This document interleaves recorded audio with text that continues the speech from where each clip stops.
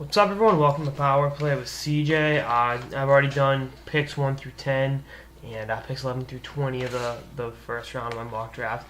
Today's going to be picks 21 through 30, and then from there I'm going to do it round by round. I broke the first round up into 3 parts, and then I'll do the rest of the draft by round. I got the second and third rounds done, and I'll get those posted, tomorrow and Thursday, and then I'll get the fourth round done by Friday, and then the fifth and sixth rounds will be done, and the seventh round will be done by then. And like I said, I want to do all 7 rounds. I think I'd be the first person to do that. So, like Mel Kiper, I guess.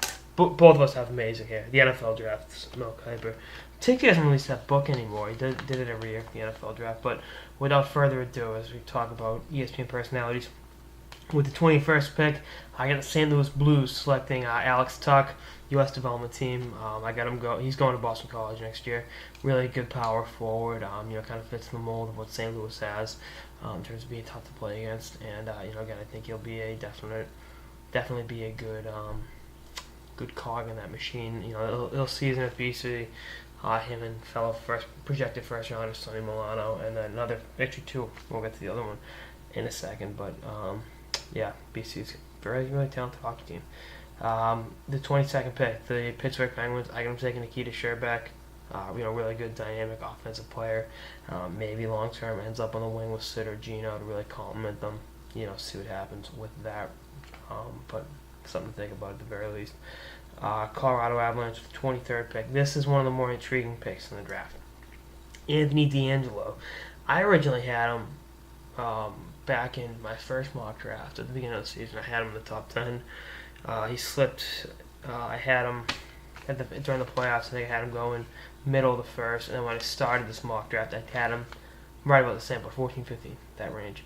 And then just the personal issues, the lack of defensive awareness, and just the off the ice question marks are where he fell to the 23rd pick. But I think if the Avs scoop him up, cabinet coach like Patrick Roy, really kind of beat the BS out of him in so many ways, I think it'd be a good thing. We'll see what happens. He's definitely a first round talent. You'd hate to see that kid fall too far, because again, he's a talented young man. So hope he can put it together. Another guy that was kind of an intriguing, controversial pick, 24th pick, the Anaheim Ducks. I got take Josh Osang out of the Windsor Spitfires. He got that 15-game suspension, was reduced to 6. He's had questions about his work ethic and everything, but bottom line is I think he was just such a good hockey player for such a young age. There were kind of unrealistic expectations of him, but I think 24th pick, good pick with the Ducks.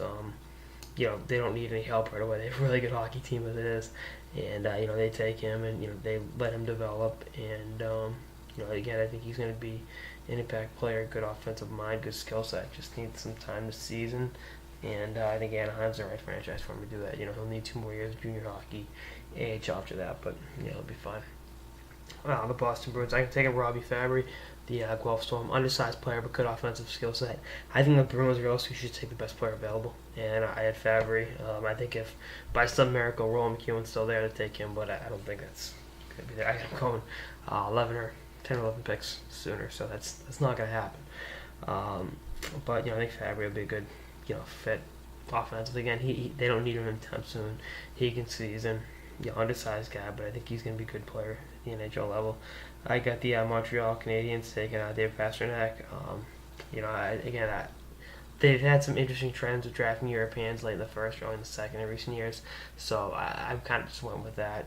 So you can call me what you want with that, but I think he fits the mold of what Montreal's doing, and I think he's a good player. I think he needs a season a little bit, but you gotta have patience with these kids, because they've got a lot of skill. You just got to iron out the kinks to be able to play at the next level, so to speak. But speaking of being patient, 27th pick, I got the Chicago Blackhawks taking Thatcher, Demko, goalie, Boston College. We talked about obviously BC connections.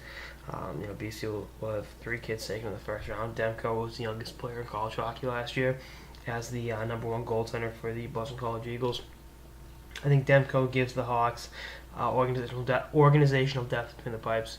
You don't need him anytime soon. He's not going to be challenging for Crawford's job, anywhere soon. But realistically, you give him 3 years of BC. in 3 years in the minors or whatever, a couple years in the minors, and then he'll be I think he'll be ready for an NHL job then. But you got to be patient with goalies especially.